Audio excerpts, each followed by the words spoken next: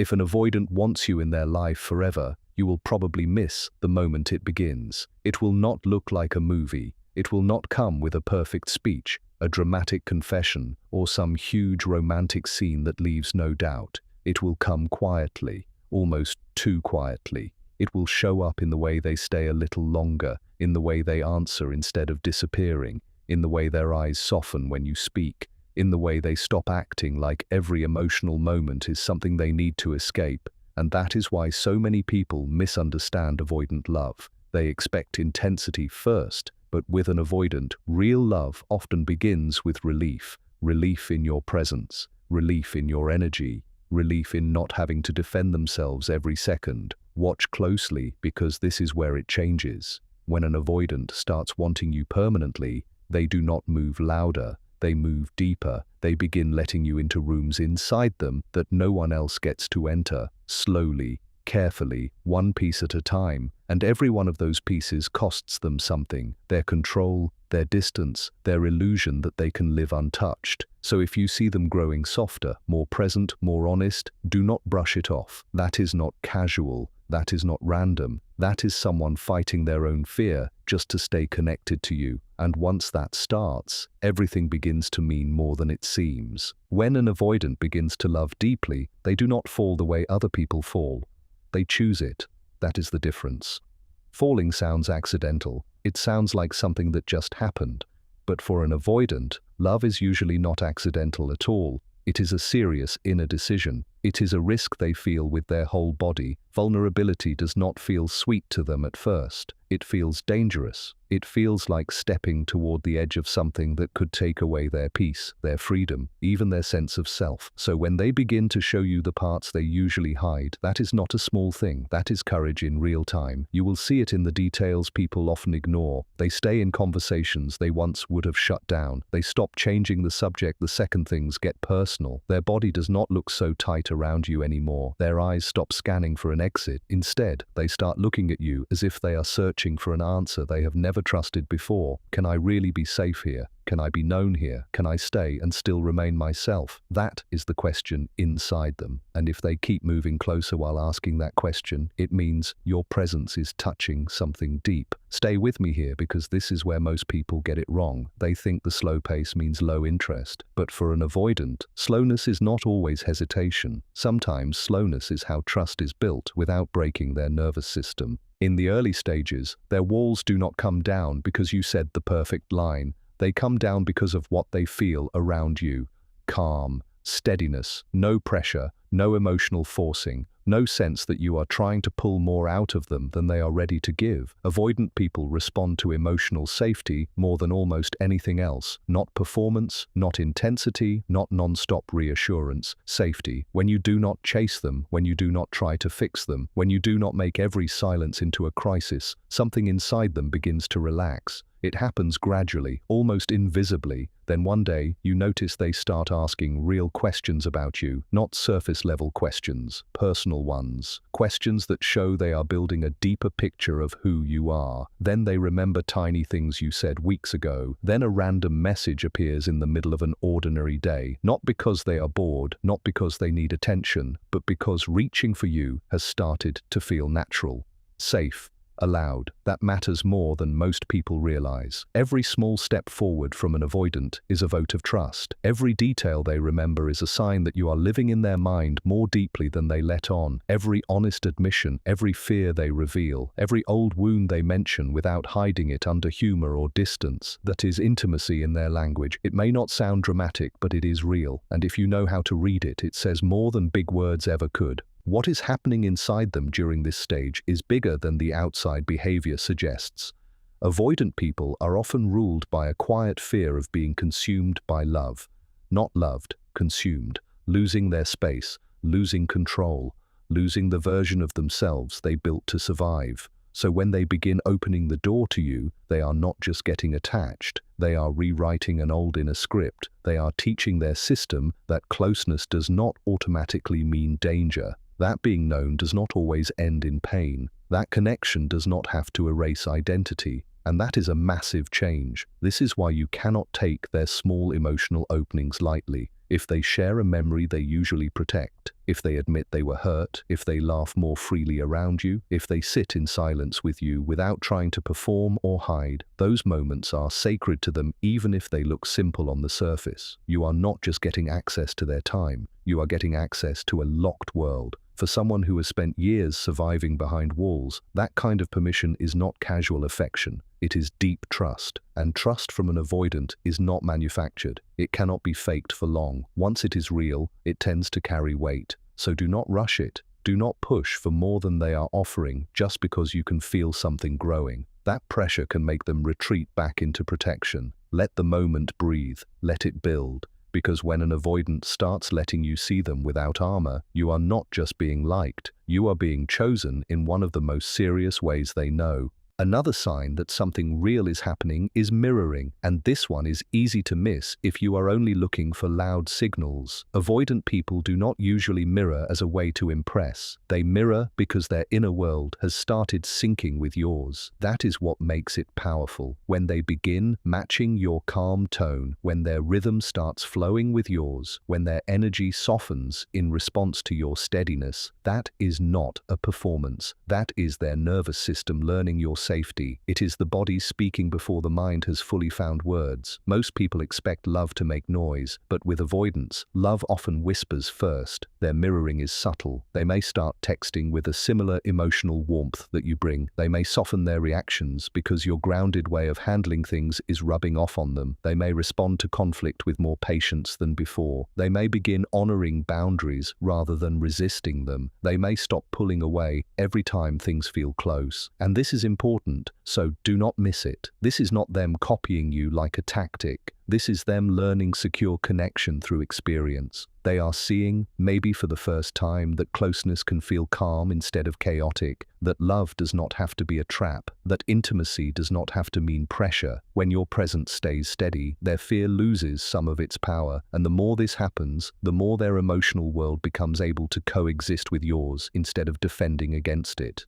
This is where a lot of people sabotage something good without realizing it. They see an avoidant softening and immediately want more proof, more speed, more certainty. But if you push at the exact moment trust is growing, you can turn safety back into threat. Avoidants do not usually deepen through force. They deepen through consistency, through emotional steadiness, through seeing that your care does not come with hooks in it. So if they start mirroring your patience, your tone, your restraint, let that matter. If they begin showing up in a more present way, let that matter too. If they stop retreating every time you stop chasing, pay attention. That is huge. It means they are beginning to engage because they want to, not because they feel cornered into it. They start remembering details, asking about your day, thinking about how you feel before they react. Little things, yes, but little things are where avoidant love usually reveals itself first. Their emotional availability will not always look smooth. It may still come with pauses, with slowness, with moments of distance. But the deeper pattern shifts. You can feel that they are no longer simply observing connection from a safe distance. They are participating in it. And that changes everything. So if you notice them becoming more like the best parts of the emotional space you create, understand what that means. You have become a place where their heart can lower its guard, not fully at once, not perfectly, but honestly, and honest progress matters more than polished words. Keep watching, because this next part goes even deeper. When an avoidant starts loving deeply, even their silence changes. Early on, their silence is usually defensive. It is escape. It is the way they manage emotional overload before it swallows them. They pull back because they care, and that caring scares them. That is the part many people do not understand. They do not always disappear because they feel nothing. Sometimes they disappear because they feel too much and do not know how to hold it. But when love becomes deeper and safer, the meaning of silence changes. It stops being only about escape and starts becoming about reflection. They are not running from you the same way anymore. They are trying to understand what this connection means, what they feel, and who they are becoming inside it. That difference matters. Their quiet becomes a kind of inner recalibration. Solitude is still where they process best, but now the purpose of that solitude begins to shift. They step back not just to avoid closeness, but to make sense of it so they can come back more grounded. This is psychologically important. It means your presence is no longer coded as a threat to their freedom. It is starting to register as something safe enough to return to.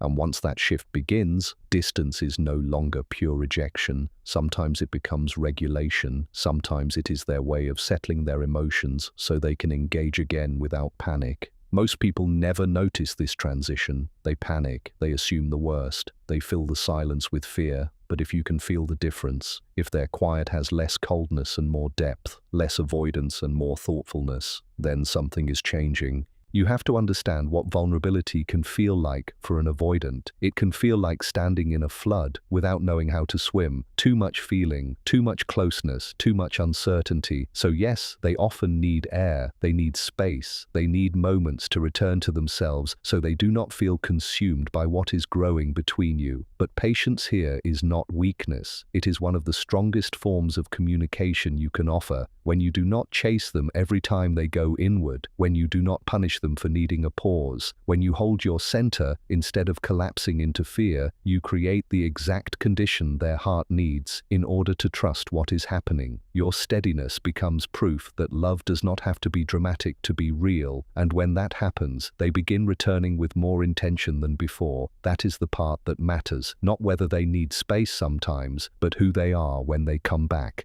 Are they softer, more open, more honest, more willing? If so, you are witnessing growth. They are learning something many avoidants never fully learn, that closeness and selfhood can exist together, that solitude and love do not have to destroy each other. They can be integrated, they can breathe side by side, and this is one of the quiet foundations of permanent love for an avoidant. Not constant closeness, conscious return, the choice to come back again and again with more truth than before. That choice means everything. Sometimes the clearest proof of deepening love is not what they say when they are close. It is what they realize when they are away. In their quiet moments, something starts happening. The absence of you stops feeling like relief and starts feeling like loss.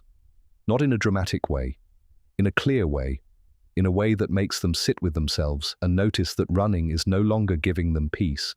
It is only delaying what they already know. That your presence matters. That the connection has become meaningful, that leaving does not actually solve the deeper ache anymore. And this is where avoidant love becomes very serious, because once they start feeling that truth in solitude, it changes how they move. Their silence is no longer empty space. It becomes the place where they recognize what they do not want to lose. So the next time they grow quiet, do not always assume it means they are backing out. Sometimes silence is where their love is being processed in the only way they know how. Sometimes it is where fear and desire are wrestling, and desire is starting to win.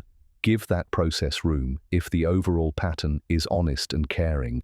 Give them the dignity of space without turning space into punishment, because when an avoidant feels safe enough to return after going inward, they often return more real than before. More grounded, more intentional, more capable of closeness. That is how commitment can begin to form in them, not through pressure, through repeated experiences of feeling safe, leaving to process, and discovering that what they really want is still you. That cycle, when it becomes conscious and caring, starts turning avoidance into devotion. Another major shift happens when they begin protecting your energy. This is one of the strongest signs that their feelings are no longer centered only on self-protection. In the beginning, an avoidant is usually focused on survival, on managing their own discomfort, on controlling emotional exposure so they do not feel trapped. But when deep love begins, that focus starts turning outward. They begin noticing how their tone affects you, how their silence lands on you, how certain words create distance, and how certain choices create peace. That kind of awareness is not small. It means they are moving from defense into care. They start pausing before reacting. They think ahead. They become more mindful of what they bring into the space between you, not because they have become perfect overnight, and not because everything suddenly feels easy, but because you matter enough that they do not want to create unnecessary hurt. For an avoidant, this is huge. Their version of love is often not loud, it is protective. It says, maybe without saying it directly, I do not want to wound you. I do not want my fear to damage what we have. I do not want to turn this into something painful if I can help it. Once you learn to hear that, you start seeing how deep it really is. They may soften when you are tired. They may choose calm instead of defensiveness when they could have shut down.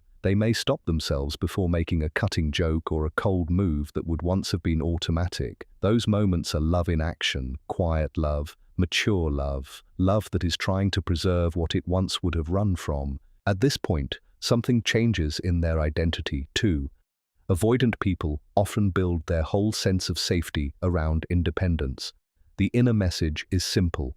I can handle life on my own. I do not need anyone. That belief becomes armor.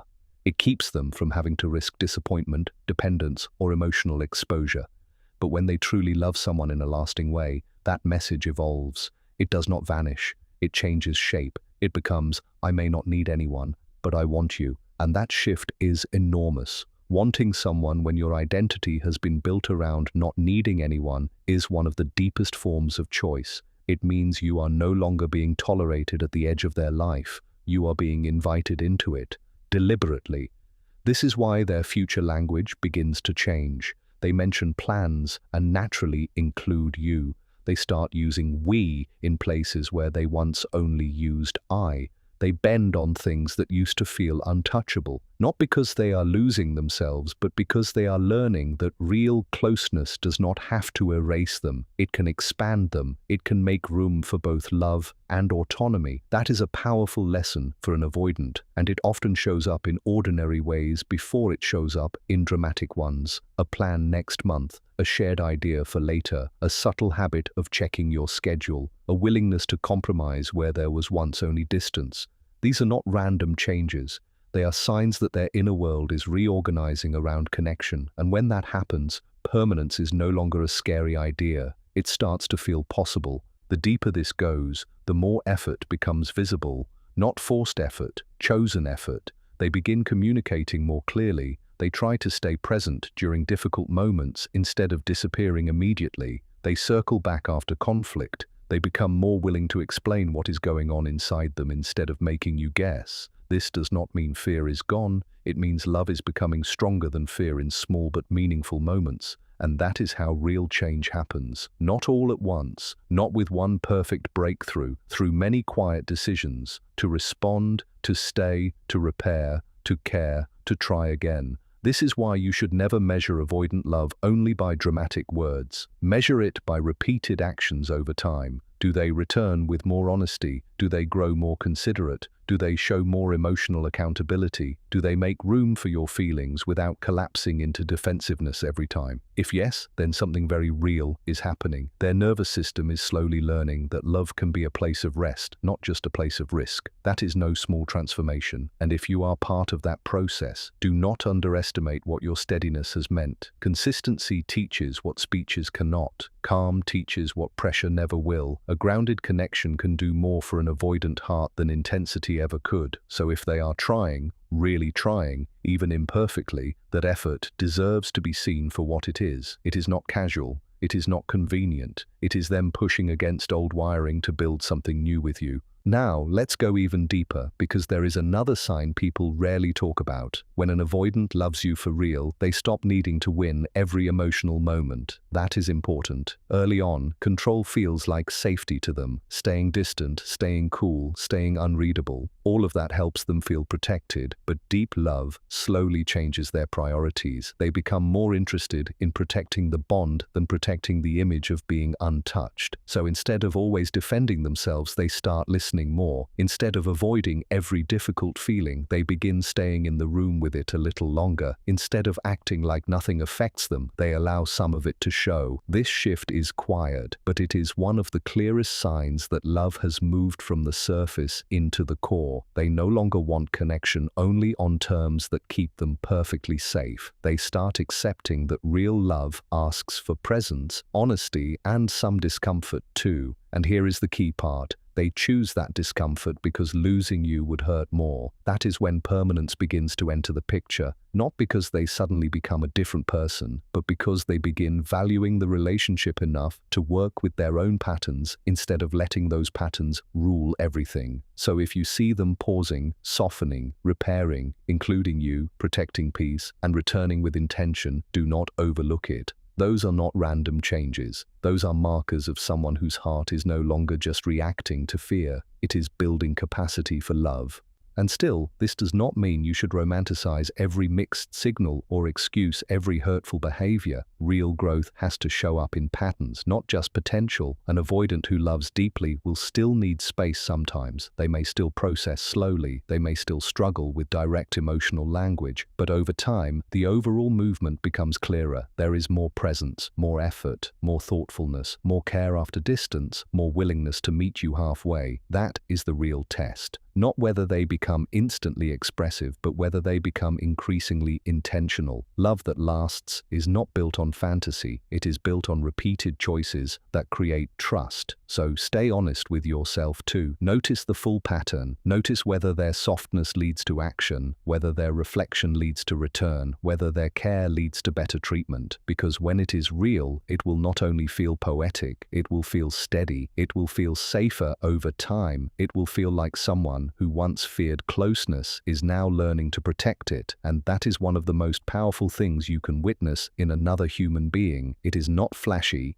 it is not loud, but it is deep. It is the moment self-protection starts becoming shared protection, the moment independence makes room for devotion, the moment someone who used to believe distance was the only way to survive starts realizing that love, held the right way, can actually feel like peace.